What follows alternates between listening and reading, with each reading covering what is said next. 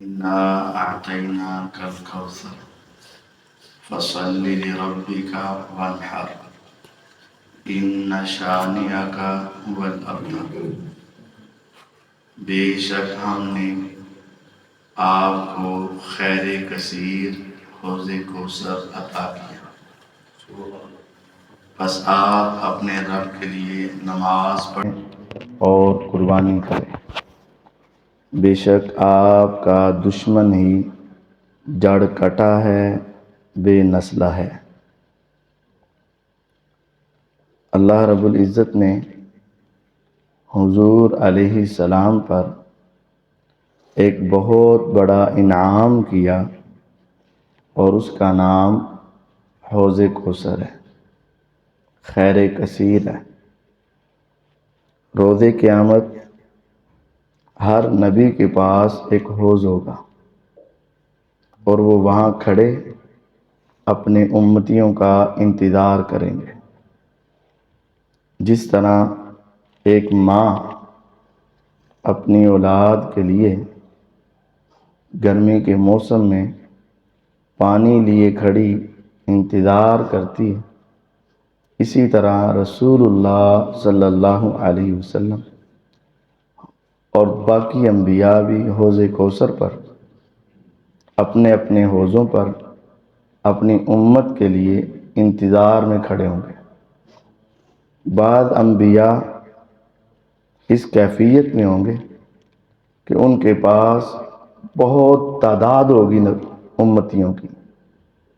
سیدنا موسیٰ علیہ السلام، سیدنا عیسیٰ علیہ السلام، سیدنا ابراہیم علیہ السلام کثیر تعداد میں اپنی امت کا انتظار کریں گے اور ان کے ساتھ کھڑے ہوں گے۔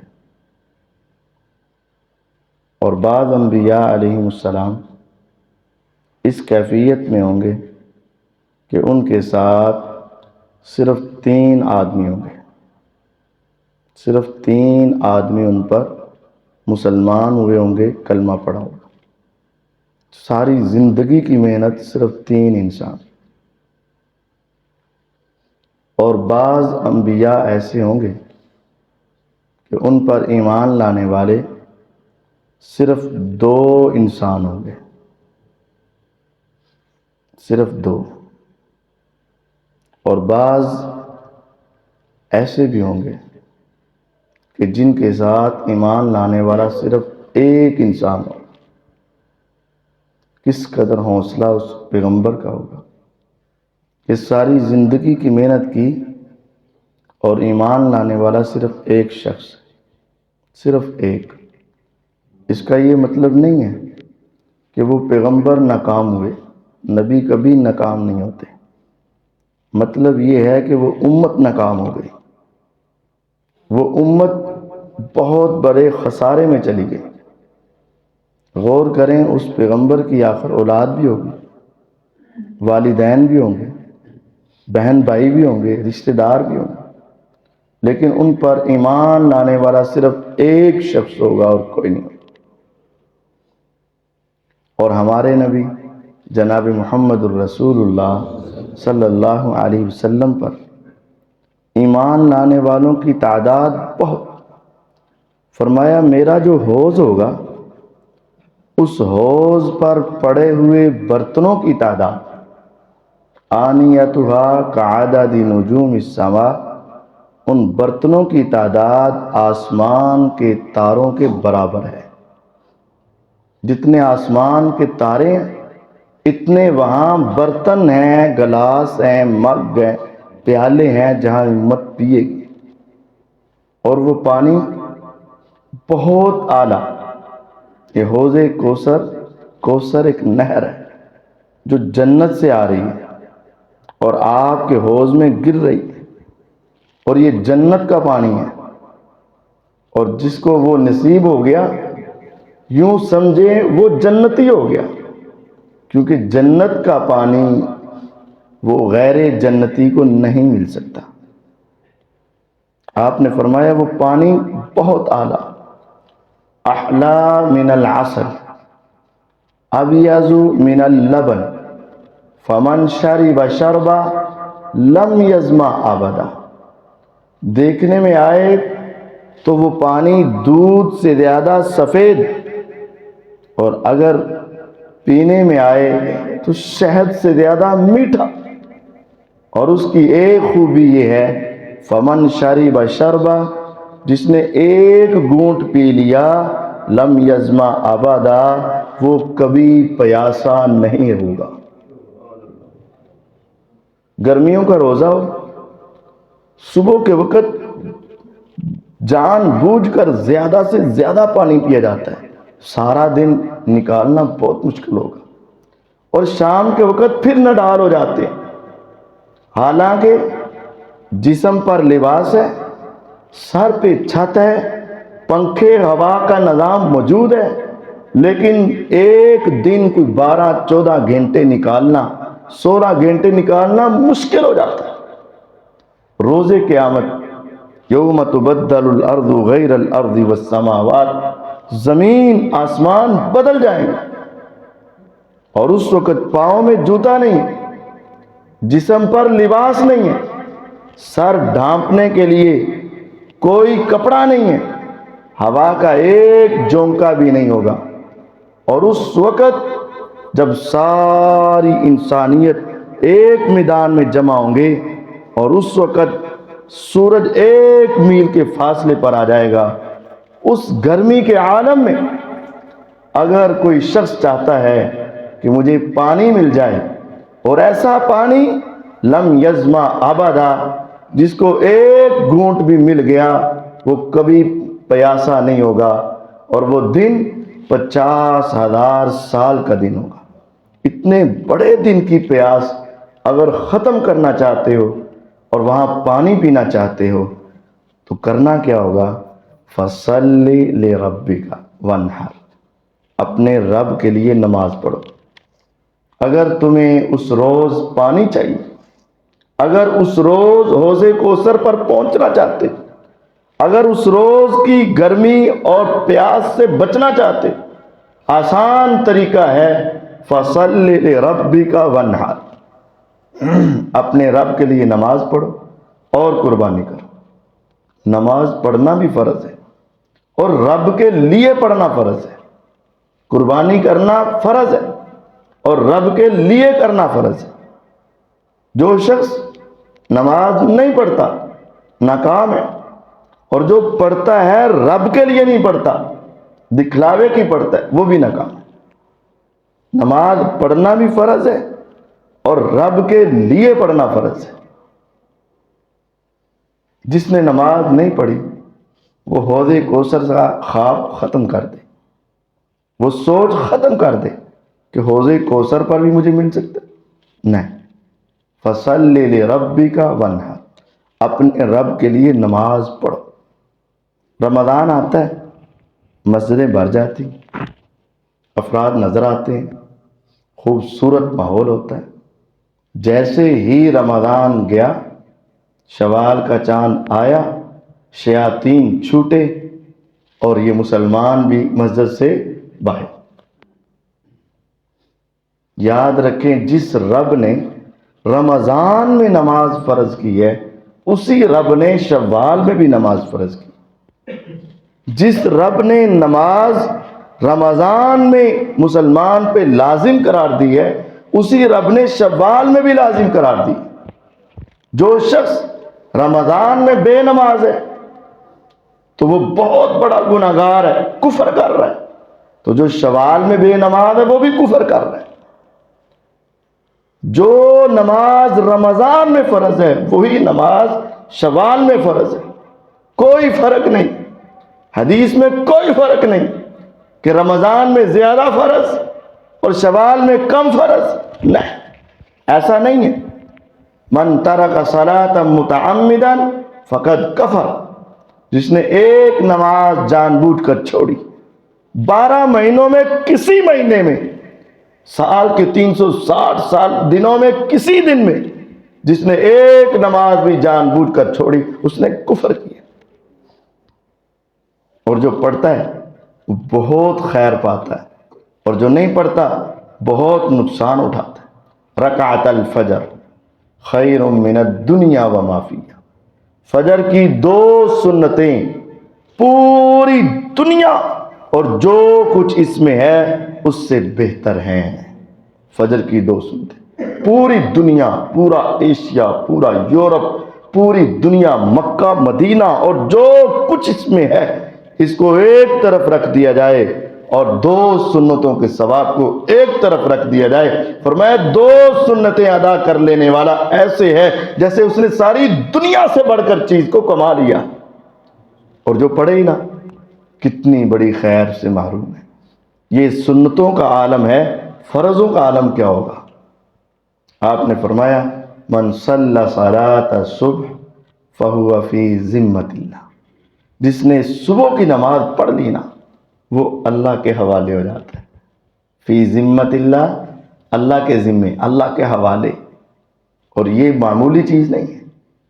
آپ جانتے ہیں جب بچوں کی آپس میں تھوڑی سی لڑائی ہوتی ہے، اختلاف ہوتا ہے، اور ایک کو دوسرے سے کوئی ڈر ہوتا ہے تو وہ کسی بڑے آدمی کے پاس جا کے کہتا ہے کہ میں تیرے والے، تو وہ بڑا کہتا ہے بس تو ٹینشن نہ لے، اوے اے ہن میرے حوالے، ہن تو ان کوش نہیں کہنا۔ کہتے تھے نا آپ چھوٹے ہوتے جب لڑتے تھے، ہن میں تیرے والے۔ تو صبح کی نماز پڑھنے والا انسان کس کے حوالے ہو جاتا ہے؟ اللہ کے حوالے ہو جاتا ہے۔ اور جو شخص اللہ کے حوالے ہو جائے وہ شخص دنیا آخرت میں کامیاب ہو جاتا ہے۔ جو شخص اللہ کے حوالے ہو جائے وہ دنیا آخرت میں کامیاب ہو جاتا ہے۔ جو شخص فجر کی نماز پڑھتا ہے وہ پوری دنیا سے زیادہ قیمتی چیزوں کو کما رہا ہے اور وہ اللہ کے حوالے ہو چکا ہے۔ اور جو شخص صبح کی نماز نہیں پڑھتا، بال الشیطان فی اذنیہ، شیطان اس کے کانوں میں پیشاب کر جاتا ہے۔ شیطان پوری دنیا کا سب سے بڑا خبیث، پوری دنیا کا سب سے زیادہ گندا، پوری دنیا کا سب سے زیادہ نجس، وہ شیطان اپنا پیشاب اس آدمی کے کان میں کرتا ہے جو فجر کے وقت سویا رہتا ہے، حتیٰ کہ سورج نکل آتا ہے شیطان اس کے کان میں پیشاب کرتا ہے۔ شیطان اس کے کان میں پیشاب کرتا ہے۔ اور جو شخص عصر کی نماز پڑھ لیتا ہے اور اس کا بڑا خیال رکھتا ہے، صحابہ بیٹھے، نبی پاک صلی اللہ علیہ وسلم بیٹھے، آپ نے آسمان کی طرف دیکھا، صحابہ نے دیکھا۔ جب آپ نے آسمان کی طرف دیکھا، صحابہ نے دیکھا، تو 14ویں رات کا چاند چمک رہا تھا۔ پھر میرے پیغمبر علیہ الصلوۃ والسلام نے صحابہ سے پوچھا اس کو دیکھتے ہوئے کوئی تکلیف محسوس ہو رہی ہے؟ فرمایا نہیں۔ آنکھوں میں کوئی شعائیں پڑ رہی ہیں؟ نہیں۔ آپس میں کوئی دھکم پیل ہو رہی ہے؟ نہیں۔ ہر ایک اپنی جگہ پہ بیٹھا خوبصورت چاند کا نظارہ کر رہا ہے، کوئی مشقت؟ فرمایا نہیں۔ کہا جس طرح آج تم اپنے چہرے کو اٹھا کے دنیا کے چاند کو دیکھ رہے ہو، روز قیامت اہل جنت اپنے چہرے کو اٹھا کے اپنے رب کا دیدار کریں گے۔ صحابہ پوچھتے ہیں حضور کون سا عمل کرے تو ہمارے دیدار کی یہ نعمت مکمل ہو سکے؟ فرمایا فَإِنِ اسْتَطَعْتُمْ أَلَّا تُغْلَبُوا عَلَى صَلَاةٍ قَبْلَ طُلُوعِ الشَّمْسِ وَقَبْلَ غُرُوبِهَا فَافْعَلُوا، اگر فجر اور عصر کی نماز کی پوری حفاظت کر لو کہ تمہاری نمازیں لیٹ نہ ہو، میں تمہیں گارنٹی دیتا ہوں تم اپنے رب کے چہرے کا دیدار کر لو گے۔ فجر اور عصر، من صلی البردین دخل الجنہ، جس نے 2 ٹھنڈی نمازیں فجر عصر کا خیال رکھا، میں اسے گارنٹی دیتا ہوں یہ انسان جنتی انسان۔ فجر عصر، فجر عصر، فجر عصر، بہت قیمتی، بہت قیمتی۔ اور جس نے چھوڑ دی، رمضان میں چھوڑی یا عید والے دن چھوڑی یا عید کے اگلے دن چھوڑی، جس نے چھوڑ دی، من ترک صلاۃ العصر فکأنما وطر اہلہ ومالہ، جس نے عصر کی نماز چھوڑی اس کا اتنا بڑا نقصان، اتنا بڑا نقصان، اتنا بڑا نقصان، یوں سمجھے کہ اس کے والدین فوت ہو گئے، اس کی اولاد فوت ہو گئی، اس کے بیوی بچے مر گئے اور اس کا سارا خاندان لٹ گیا اور پوری جمع پونجی کو لے کر چلا گیا۔ جتنا نقصان اس کا ہے اتنا ہی نقصان اس کا ہے جس کی ایک عصر کی نماز رہ گئی۔ یہ حدیث ہے صحیح بخاری کی۔ جس کے والدین اس دنیا سے چلے جائیں کوئی معمولی نقصان ہے؟ جس کی اولاد اس دنیا سے ساری چلی جائے کوئی معمولی نقصان؟ جس کے بیوی بچے اور مال و دولت سارا ختم ہو جائے معمولی نقصان ہے؟ تو جو شخص رمضان یا غیر رمضان میں عصر کی نماز کو چھوڑتا ہے اس کا سب کچھ تباہ ہو. اور جو عشاء پڑھ لے، جس نے عشاء کی نماز جماعت سے پڑھی، اللہ تعالیٰ اسے آدھی رات کی تہجد کا ثواب دے. اور جس نے اگلے دن صبح بھی جماعت سے پڑھی، اللہ تعالیٰ اس کو ساری رات کی تہجد کا ثواب دے. لیکن جس نے عشاء نہیں پڑھی، رمضان یا غیر رمضان، عشاء نہیں پڑھی، سو گیا، پھرتا رہا، گھومتا رہا، تھک گیا، آیا سو گیا، دنیا کے سارے کام ہو گئے، نماز نہیں. آپ نے فرمایا میں نے دیکھا ہے، میں نے خود دیکھا ہے، میرے آقا نے خود دیکھا ہے، ایک شخص زمین پہ لیٹا ہے، ایک اس کے پاس کھڑا ہے. جو کھڑا ہے اس کے ہاتھ میں پتھر ہے، جس کے ہاتھ میں پتھر ہے وہ لیٹے ہوئے سر کے سر پر دے مارتا ہے، اس کا سر کچل کے رکھ دیتا ہے، سر پیس کے رکھ دیتا ہے، ملیجہ نکل جاتا ہے. اب وہ کیا ہے؟ وہ پتھر اتنی زور سے مارتا ہے وہ اس کے سر پہ لگ کے اس طرح لڑک جاتا ہے. یہ اس کو پکڑنے جاتا ہے، جتنی دیر میں پکڑ کر لاتا ہے اتنی دیر میں اس کا سر دوبارہ درست ہو چکا ہوتا ہے. اور وہ لا کر پھر مارتا ہے، پھر کچل دیتا ہے، بھیجا باہر نکال دیتا ہے. پوچھا اے جبریل یہ کون بد نصیب ہے؟ فرمایا یہ جو کھڑا ہے یہ فرشتہ ہے اور اس کو ترس نہیں آتا، اور جو لیٹا ہوا ہے یہ آپ کی امت کا وہ شخص ہے جو عشاء کی نماز پڑھے بغیر سو جاتا ہے. آج گھروں کے گھر بے نماز، خاندانوں کے خاندان بے نماز، ساری ساری اولاد بے نماز ہے، اور والدین اس پہ بڑا راضی ہیں، بڑا کماتا ہے بچہ، بہت اچھا بچہ ہے، کبھی میرے آگے نہیں بولا اور کبھی رب کے لیے کھڑا بھی نہیں ہوا. یقین جانو بے نماز اولاد، بے نماز بیوی، بے نماز بچے، بے نماز بہن بھائی انسان کے لیے وبال ہے. بے نماز شخص یہ سوچے کہ اس کے مرنے کے بعد اس کا کیا بنے.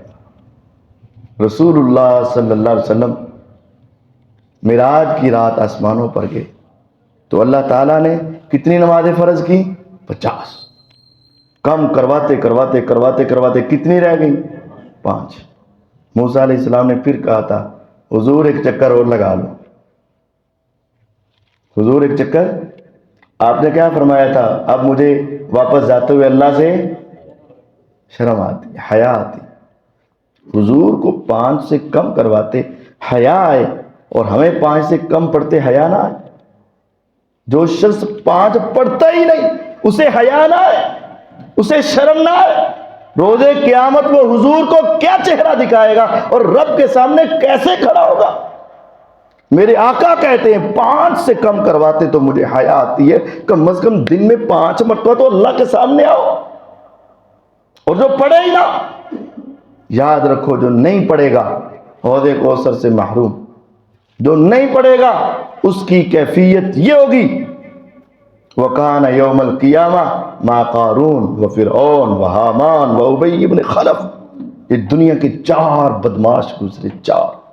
فرعون جو اپنے آپ کو رب کہتا ہے، حامان اس کا پرسنل سیکٹری ہے، قارون خزانوں پہ اتنا تکبر، کہتا ہے یہ سارے میری طرف سے ہے، رب نے کچھ نہیں دیا، میرے رب کو غصہ ہے، زندہ زمین میں گاڑ کے رکھ دیا. ابی بن خلف یہ دنیا کا سب سے بڑا بدماش. حضور فرماتے ہیں سب سے بڑا بدبخت وہ ہوتا ہے جس کو نبی اپنے ہاتھ سے قتل کرے. حضور کو گالیاں دی گئی، آپ نے دعائیں دی. پتھر مارے گئے، آپ نے دعائیں دی. خون نکالے گئے، آپ نے دعائیں دی. دانت شہید کیے گئے، آپ نے کبھی ان کا نام لے کر بد دعا نہیں. لیکن جس کو حضور اپنے ہاتھ سے قتل کر دیں وہ دنیا کا کتنا بڑا بدبخت ہوگا. ابی بن خلف کو حضور نے خود قتل کیا. یہ 4 دنیا کے بڑے جہنمی بدماش. پیغمبر علیہ السلام نے فرمایا جس نے نماز کی حفاظت نہ کی، بے نماز